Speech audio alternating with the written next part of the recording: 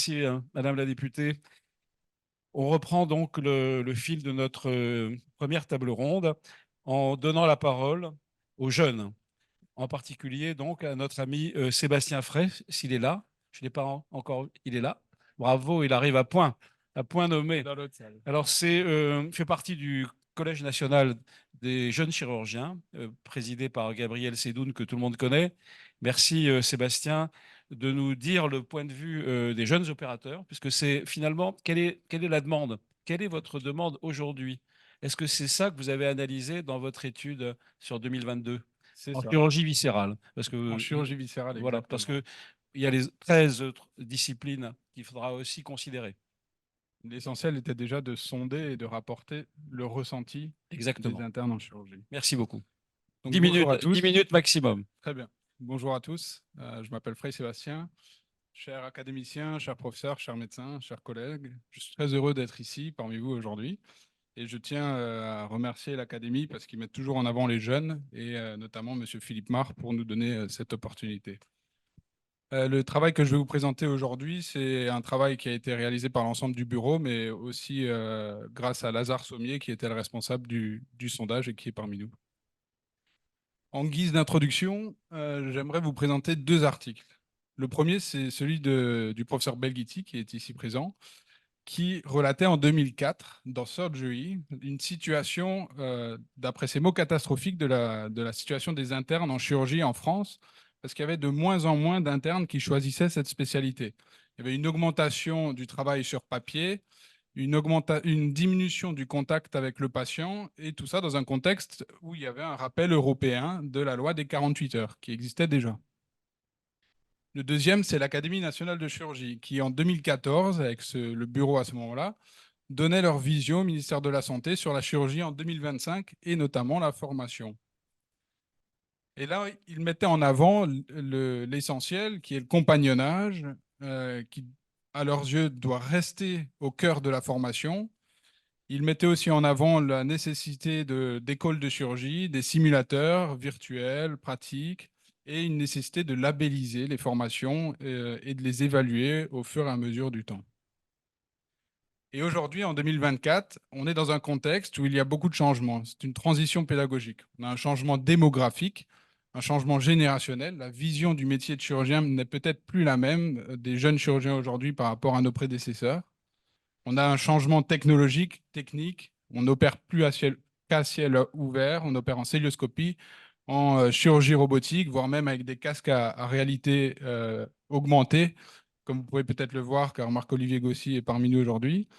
Et on a un changement social, pas la première fois sur le patient, économique, une nécessité d'accélérer, d'augmenter le rendement, un changement législatif avec la loi des 48 heures, changement, on pourrait même dire épidémiologique aussi, car il y a eu la Covid il n'y a pas si longtemps. Et c'est devant l'ensemble de ces éléments qu'on a été euh, motivé, en tout cas, à réaliser avec l'Association nationale des jeunes chirurgiens une enquête nationale sur l'ensemble de ces internes, avec 40% de participation. Alors, pour ces résultats, on va commencer par la démographie ou la carte d'identité de l'interne. Aujourd'hui, c'est 47% de femmes, 33% de fumeurs, 6% qui ont un enfant. L'augmentation des femmes en chirurgie, elle est constante depuis les années 80, avec l'ensemble des pays du monde qui a une répartition entre 40 et 50% désormais, depuis les années 2020 en chirurgie. Et le CNJC, on en parlait justement, qui faisait aussi un rappel récent. Ils ont récemment publié une enquête de 2017, depuis la réforme, à 2023, qui a mis en évidence ce que le professeur Belghiti témoignait déjà, une baisse de l'attractivité des spécialités chirurgicales, car les scores à l'examen national diminuent pour les personnes qui choisissent la chirurgie. Temps de travail. Un interne aujourd'hui, dans notre sondage, travaille en moyenne 74 heures, 70 heures pour l'enquête de l'ISNI 2020, 78 heures pour la chirurgie digestive qui était la deuxième spécialité après la neurochirurgie, et des données qui ont été récemment confirmées par l'enquête du ministère de la Santé. C'est 5 gardes par mois. Globalement, le repos de garde, il est respecté. Et la loi des 48 heures, malgré tout, il y a la majorité des internes qui pensent qu'elles auraient si elles étaient réellement appliquées, il y aurait un impact négatif sur leur formation. Comment les internes occupent leur repos de garde? La simulation, justement, elle vient en dernière position avec 2%. Formation théorique. Il y a actuellement une demi-journée universitaire depuis la réforme de 2016, mais qui est très peu appliquée en réalité. Un enseignement théorique donné pour la majorité, un staff scientifique pour un interne sur 2 par semaine. Les supports que les internes utilisent le plus pour s'auto-former, ça reste les référentiels, mais on a en deuxième position les vidéos. Un interne regarde au jour d'aujourd'hui beaucoup de vidéos de chirurgie. La plateforme nationale Site Santé, désormais UNES, qui avait été mis aussi en place lors de la réforme, est utilisée en en dernière position à 12%. Formation pratique, c'est peut-être l'élément principal de cette présentation. On a 35% d'internes, soit un peu plus d'un interne sur 3, qui ne ressent plus que sa formation est basée sur le compagnonnage. Le carnet d'objectifs, en tout cas validation des acquis, qui avait aussi été mis en place lors de la réforme et qui intégrait la simulation, est globalement pas utilisé à ce jour. Et désormais, la simulation procédurale dans un premier temps, technologique, numérique, elle est accessible pour un interne sur 2 avec une séance en moyenne par semestre. Ces sessions, globalement, elles sont vécues avec une formation de qualité moyenne et une évolution qui reste pour le moment lente pour la majorité des internes. Mais la simulation, elle existait déjà avant. Elle existait avec les laboratoires d'anatomie et la dissection cadavérique. Ces laboratoires existent toujours, ils sont attachés à l'ensemble des facultés. Et on a sur les 31 subdivisions 6 laboratoires qui donnent un accès libre aux internes de chirurgie. Bien sûr, il y a la complexité de l'accès au corps. Et parmi ces 6 laboratoires, j'en suis chanceux à Nice grâce au professeur Baquet, il y a 3 laboratoires qui organisent une séance systématique par semestre. La simulation robotique, c'est des données qui seront forcément vouées à changer lors des prochaines années. Il y a actuellement la formation des chirurgiens seniors qui prime et l'acquisition de nombreuses plateformes robotiques à une vitesse différente selon les CHU. Mais en tout cas, on a 23%, un interne sur 5 globalement, qui a accès à la simulation robotique. Et santé mentale, ce n'est pas le topo d'aujourd'hui, mais c'est en lien quand même avec la formation. On a, lors de cette enquête, fait passer le questionnaire du MASLAC, qui est le questionnaire officiel aux internes, et qui a mis en avant qu'il y avait 44% de burn-out parmi les internes, dont 15% qui étaient en burn-out sévère.